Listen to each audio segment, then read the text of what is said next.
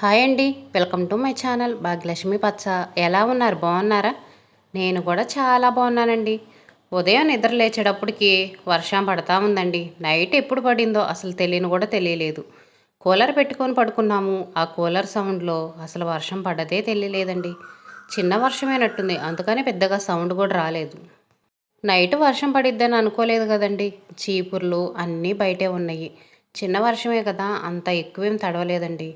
ఇప్పుడు తీసిన చీపురు అయితే పాత చీపురి. ఇంకా బయట ఊడవాలన్నా, ఎక్కడన్నా నీళ్ళల్లో నూనె మరకలు ఉన్న కాడ ఊడవాలంటే ఆ చీపురు వాడుకుంటానండి. గ్రీన్ కలర్ చీపురు ఉంది కదా, అదైతే ఇంట్లో ఊడవటానికి వాడుకుంటాను. వెంట్రుకలన్నీ ఇదిగోండి కవర్లో పెట్టుకొని ఇలా బయట గూట్లో పెట్టేస్తానండి. ఇంట్లో అయితే అసలు పెట్టను. ఇంకా బయట ఇదిగోండి ఇలా గొందిలో చిన్న గూడులాగా ఉంది, ఆ గూడులో పెడతాను. వర్షం పడుతుంది కదా, తడిసిద్దేమోనని చూస్తున్నాను, కానీ తడవలేదండి. చిన్న వర్షమే కదా. కవర్లో పెట్టామనుకోండి నీళ్ళు అనేవి లోపలికి పోకుండా ఉంటాయి, ఎంటికలు పాడవకుండా ఉంటాయి. అందుకని నేను ఎప్పుడు కవర్లో పెట్టుకుంటాను. మనం ఎన్ని జాగ్రత్తలు తీసుకున్నా ఒక్కోసారి మన జుట్టు ఊడుతానే ఉంటుందండి. ఊడిన జుట్టు వేస్ట్గా పడేయటం ఎందుకని కవర్లో పెట్టుకుంటాను. ఇంకా గిన్నెలు అలాంటివి ఏం కొననండి నేను. అమ్ముతాను. కొనేవాళ్ళు వస్తారు కదా, 100 గ్రాములు 400, 300, ఒక్కొక్కళ్ళు అయితే 500 కూడా తీసుకుంటారండి. అందుకని కవర్ నిండిన తర్వాత 100 గ్రాములు అయిన తర్వాత నేను అమ్ముతాను. ఇంకా వర్షం పడుతుంది కదా, ఇంకా ఏమేం బయట ఉండయోనని మొత్తం చూస్తున్నానండి. నిన్నైతే సాయంత్రం పూట 4 చినుకులు అలా రాలుతా ఉన్నాయి. పెద్ద వర్షం ఏం పడదులే అనుకున్నాము. నైట్ మేము చాలాసేపు బయటే కూర్చున్నామండి. నైటు 11 అయింది. 11 వరకు బయటే కూర్చున్నాం. ఫంక్షన్ ఉందన్నాం కదా, నైట్ కూడా ఫంక్షన్కి వెళ్ళొచ్చాము. భోజనాలు తినేసి వచ్చి అందరం అయితే కూల్ డ్రింక్ తాగుతా థమ్సప్ తెప్పించుకొని తాగామండి. నాన్ వెజ్ తిన్నాము. నాన్ వెజ్ తిని థమ్సప్ తాగి అందరం బయట అరుగుల మీదే కూర్చున్నాం. మా తోడుకోడళ్ళు మేమందరం కబుర్లు చెప్పుకుంటా అరుగుల మీద చాలాసేపు కూర్చున్నాం. ఇంకా మేము కూర్చుంటే మాతో పాటు మా అబ్బాయి కూడా కూర్చుంటున్నాడు. వాడు పొద్దున్నే స్కూల్కి వెళ్ళాలి కదండి. మనమంటే కొంచెం ఖాళీగానే ఉంటాం. మధ్యాహ్నం టైంలో కాసేపు పడుకోవచ్చు. పిల్లలకంటే ఇబ్బంది అయింది కదా. నైట్ 9 గంటలకు 10 గంటలకైతే బయట బాగా చల్లటి గాలి వస్తుందండి. బయట అలాగే కూర్చోవాలనిపిస్తుంది. ఈరోజు కూర అయితే ఏం చేయలేదండి. నిన్న భోజనాలకు వెళ్ళామన్నాను కదా, పెరుగు అంతా మిగిలిపోయిందండి. నిన్నటి పెరుగు, మొన్నటి పెరుగు, 2 రోజుల పెరుగు అలాగనే ఉంది. దీన్ని ఫ్రిడ్జ్లో పెట్టేసి ఈరోజు పెరుగు చట్నీ చేస్తున్నాను. పచ్చిమిర్చి పచ్చడి ఉంది. దొండకాయలు పచ్చిమిర్చి వేయించి పచ్చడి చేశాను. ఇంకా పెరుగు చట్నీ చేద్దాంలే, ఈ పూటకి ఈ రెండింటితో అడ్జస్ట్ అవ్వచ్చు అనుకుంటున్నానండి. కూరగాయలు కూడా చాలా రేట్లు ఎక్కువగా ఉన్నాయి కదండి. ఇంక ఏదో ఒకటి చేసుకొని తినటమే. పెరుగు కూడా 2 రోజులు పెరుగు కదండి, పుల్లగా ఉండిద్దేవులని కొన్ని వాటర్ పోసి ఇదిగోండి ఇలా లైట్గా చిలికి మజ్జిగలాగా చేస్తున్నాను. మరీ పల్చగా మజ్జిగలాగా కాకుండా, చిక్కగా పెరుగులాగా కాకుండా ఇదిగోండి ఈ విధంగా చేశానండి. ఇలా చేసుకున్నాం అనుకోండి పెరుగు అనేది పులుపు లేకుండా ఉండిద్ది. కావాలంటే ఇంకొంచెం వాటర్ పోసైనా లూజ్గానైనా చేసుకోవచ్చు. ఇంకా పెరుగుకు సరిపడా ఉప్పు కారం వేశాను. కారం వేసుకోకుండా కారానికి బదులు పచ్చిమిర్చి వేసుకోవచ్చండి. పచ్చిమిర్చి కారం రెండూ వేసుకోవచ్చు. కారం వేసుకుంటే నాకు కొంచెం ఘాటుగా అనిపించిద్ది, అందుకే నేను కారమే వేస్తాను. పచ్చిమిర్చి ఉంటే ఒక పచ్చిమిర్చి వేస్తానండి. పెరుగు చట్నీలో పచ్చిమిర్చి నంచుకొని తింటే టేస్ట్ చాలా బాగుండిద్ది. పెరుగులో కారం వేసాను కదండి, కొంచెం పచ్చివాసనగా ఉండిద్దని ఉల్లిపాయలు అవి వేయించాను కదా, అవి కారం మీద వేశాను. కొంచెం నూనె ఉంది కదండి, నూనె ఉన్న ఉల్లిపాయలు వేయటం వల్ల కారం అనేది పచ్చివాసన లేకుండా ఉండిద్దిలని వీటి మీద వేసి ఒక్క నిమిషం కాదులేండి, ఇవన్నీ వేసేదాకా అలా ఉండనిచ్చాను. ఇలా వేయటం వల్ల కారం పచ్చివాసన లేకుండా ఉండిద్దండి. ఇంకా వేసి ఇదిగోండి మొత్తం బాగా మిక్స్ అయ్యేలా కలుపుతున్నాను. వర్షం పడేటప్పుడు పెరుగు చట్నీ పెరుగు తినాలనిపించదండి, కానీ ఏం చేస్తాం, పెరుగు ఎక్కువగా ఉంది కదా, అందుకని చేయాల్సి వచ్చింది. పెరుగు చట్నీలో జీలకర్ర వేసుకుంటే కూడా టేస్ట్ చాలా బాగుండిద్దండి. తిరగమాత వేస్తాం కదా, తిరగమాతలో కొంచెం జీలకర్ర కరివేపాకు వేసుకుంటే టేస్ట్ చాలా బాగుండిద్ది. ఉల్లిపాయలు కూడా మరీ మెత్తగా వేయించుకోకుండా కొంచెం కచ్చాపచ్చాగా వేయించుకుంటే మనం పెరుగు చట్నీ తినేటప్పుడు ఉల్లిపాయలు తగులుతా టేస్ట్ మాత్రం చాలా బాగుండిద్దండి. పిల్లలు స్కూల్కి వెళ్ళిన తర్వాత అంట్లు కడగటం మొదలుపెట్టానండి. లైట్గా వర్షం పడతానే ఉంది. ఇంకా వర్షం పడ్డా కానీ తప్పదు కదండి. ఇవన్నీ ఇలాగే ఉంచినా మళ్ళీ సాయంత్రం చాలా అంట్లు అవుతాయి. అవన్నీ ఒకసారి కడుక్కోవాలంటే కష్టంగా ఉండిద్దండి. అంట్లన్నీ అలా ఉంచినా సరే మనకు మనశ్శాంతి ఉండదండి. అంట్లన్నీ అలాగనే ఉన్నాయి, వీటిని ఎప్పుడు కడుక్కోవాలని ఇదే ఆలోచనలో ఉంటాము. అందుకని ఎప్పుడు పని అప్పుడే చేసేస్తూ ఉంటాను. వర్షం కూడా మరీ పెద్ద వర్షమేం పడట్లేదండి. కొంచెం లైట్‌గానే పడుతుంది. మాకిక్కడ బల్లలాగుండిద్దండి. ఇంటికి ఫోట్ బల్ల ఉండిద్ది. ఈ ఫోట్ బల్ల కింద కూర్చొని అంట్లు కడుక్కోవచ్చు. షింక్ ఉంటే చక్కగా షింకులో కడుక్కోవచ్చండి. మనకు ఆ అవకాశం లేదు కదా! అందుకని తప్పదు. అంట్లన్నీ ఇలా బయటికి తెచ్చుకొని కడుక్కోవటమే. మొన్న అంట్లు కడుగుతా ఒక చిన్న షార్ట్ వీడియో పెట్టానండి. ఇడ్లీ ప్లేట్లు అవన్నీ కడుగుతున్నాను. ఒక సిస్టర్ కామెంట్ పెట్టారు. ఇడ్లీ ప్లేట్లు ఏంటండి అంత నల్లగా ఉన్నాయని. ఇడ్లీ ప్లేట్లు స్టీల్ ఇడ్లీ ప్లేట్లండి.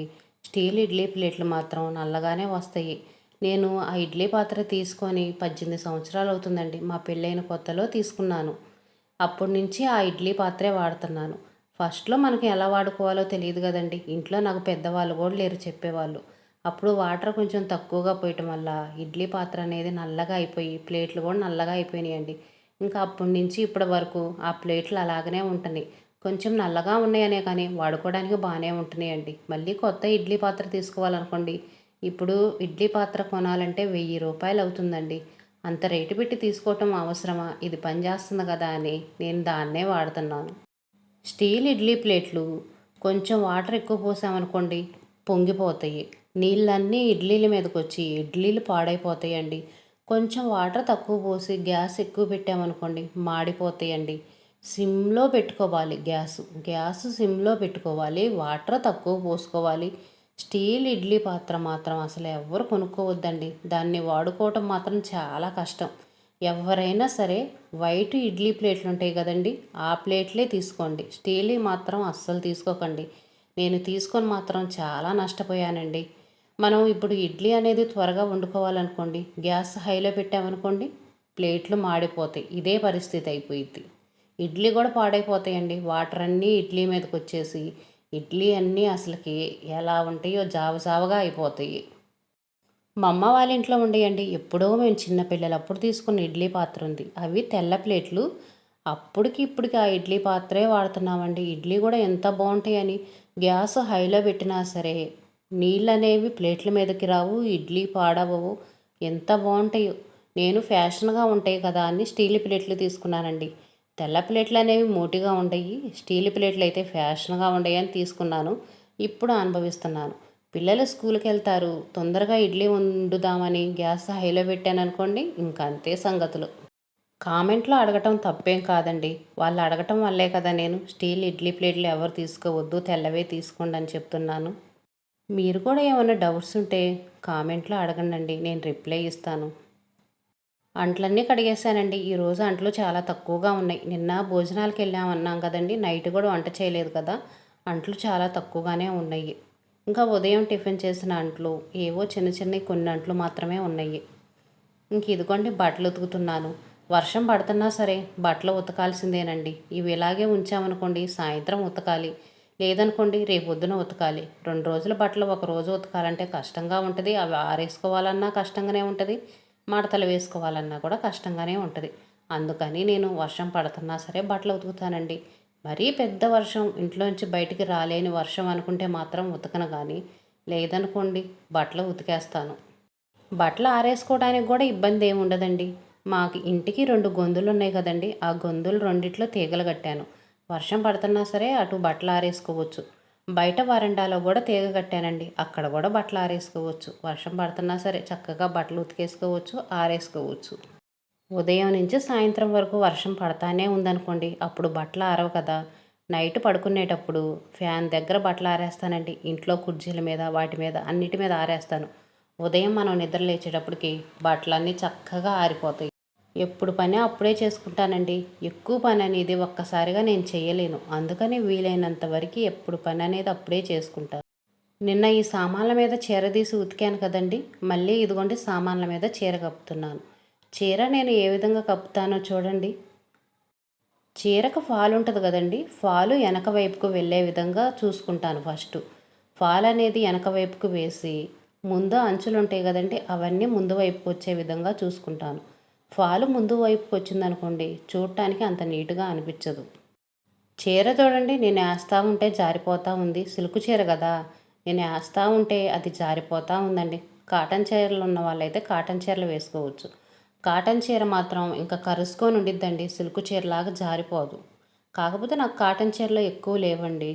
నేను కాటన్ చీర కట్టుకోవడం చాలా తక్కువ కదా, అందుకని సిల్క్ చీరలే వేస్తాను. మనం ఫస్ట్ చీర వేసినప్పుడు ఇదిగోండి ఇక్కడ ఇత్తడి బిందె ఉంది కదా, ఆ బిందెకి అటువైపున ఇటువైపున రెండు వైపులా చీర వచ్చే విధంగా చూసుకొని దాన్ని ఇదిగోండి బిందె కిందకి మడిచి పెట్టుకోవాలి. అప్పుడు మనం ఈ మొత్తం చీర వేస్తున్నాం కదా, వేసేటప్పుడు చీర అనేది జారి రాకుండా ఉండిద్ది. ఇంట్లో ఎవరైనా పిల్లలుండి లేదనుకోండి బల్లెక్కుతారనుకోండి, మీరైనా మీ ఇంట్లో వాళ్ళు ఎవరైనా బల్లెక్కే వాళ్ళు ఉంటే చక్కగా బల్లెక్కి చీర నీట్గా వేసుకోవచ్చండి. ఒక్క నిమిషంలో వేసుకోవచ్చు. కాకపోతే నాకు బల్లెక్కే వాళ్ళు ఎవరు లేరు. దిగాలన్నా కూడా మళ్ళీ ఆ సామాన్లన్నీ పక్కకు నెట్టాలి, అరమారలో ఉన్న సామాన్లన్నీ తీసి కింద పెట్టాలి. ఇంత రిస్క్ ఎందుకులేని నేను కుర్చీలు వేసుకొని నేను ఒక్కదాన్నే వేసుకుంటానండి. కాకపోతే 5 నిమిషాల్లో అయిపోయే పని 10 నిమిషాలు పట్టిద్ది. ఈ చీర సామాను మీదకు వచ్చే విధంగా వేసుకోవాలండి. ముందు నీటుగా ఉందా లేదా అని చూసుకోకుండా చీర అనేది సామానికి అటువైపున ఇటువైపున రెండు వైపులా వచ్చిందో లేదో చూసుకోవాలి. ఇటువైపున అయితే మనకు అర్థమైంది కదండి, అటువైపున కూడా చీర అనేది ఉందా లేదా అని చూసుకోవాలి. సామాను కూడా తీసి చూడాలండి. కొంచెం ముందుకు లాగి చూసామంటే సరిపోయిద్ది. ఇదిగోండి ఈ విధంగా చీరని అటు వెనక వైపుకి లాక్కోవాలి. అప్పుడు దుమ్ము పడకుండా ఉండిద్దండి. మనం ఒకవైపునే వేసి ఇంకో వైపు వేయలేదనుకోండి, దుమ్ము అనేది అటువైపున వస్తూ ఉంటుంది. అందుకని చీర అనేది రెండు వైపులా వేసుకోవాలి. నేను వేస్తూ ఉంటే చూడండి జారిపోతూ ఉంది. ఏం చేస్తామండి, దుమ్ము నుంచి మన సామాన్ని కాపాడుకోవాలంటే ఈ పనులు మాత్రం తప్పవు మనకి. కాసేపు కష్టపడ్డామంటే ఇంకా దుమ్ము నుంచి మన సామాన్లను కాపాడుకోవచ్చు. మనకి పని తక్కువగా ఉండిద్ది. చీర మొత్తం సామాన్ల మీదకి వేసాను కదండి, దీన్ని ఇంకా నీట్గా సెట్ చేసుకోవాలి. ఇదిగోండి చీర మొత్తం నీట్గా లాగాను. ఇంక ఇటువైపున అంచు ఉంది కదండి, దీన్ని లోపలికి మర్చుకోవాలి. అలాగే ఉంచామనుకోండి దుమ్ము అనేది వెళ్ళిద్ది, గాలికి చీర అనేది జరిగి వచ్చిద్దండి. అందుకని ఈ చీర సామాన్ కిందకి మడిచిపెట్టుకోవాలి. అప్పుడు నీట్గా ఉండిద్ది. గాలి వచ్చినా సరే చీర అనేది ఇంకా ఊడిపోకుండా ఉండిద్ది. ఇలా చీర వేసుకోవటం రిస్క్ అనుకున్న వాళ్ళు పెద్ద పెద్ద కవర్లు తీసుకొచ్చుకొని సామానికి తొడిగైనా పెట్టుకోవచ్చండి. ఇలా చీర వేయటం వల్ల సామాన్ల మీద దుమ్ము దులుపుకునే పని మాత్రం చాలా తగ్గిపోయిందండి నాకు. దుమ్ము దులిపే పని తగ్గిపోయింది, సామాన్లు కడిగే పని తప్పిపోయింది. సామాన్లు నీటుగా కొత్త వాటిలాగా ఉంటున్నాయండి. అసలు డస్ట్ అనేదే పడదు. చీర మందంగా ఉండటం వల్ల దుమ్ము అస్సలు పడదండి. ఇంకా మనకు అవసరమైనప్పుడు ఇదిగోండి ఈ క్లాత్ కొంచెం తీసి మనకు కావాల్సిన సామాన్ తీసుకుంటే సరిపోయిద్ది. చీర మొత్తం కూడా తీయాల్సిన అవసరం ఉండదండి.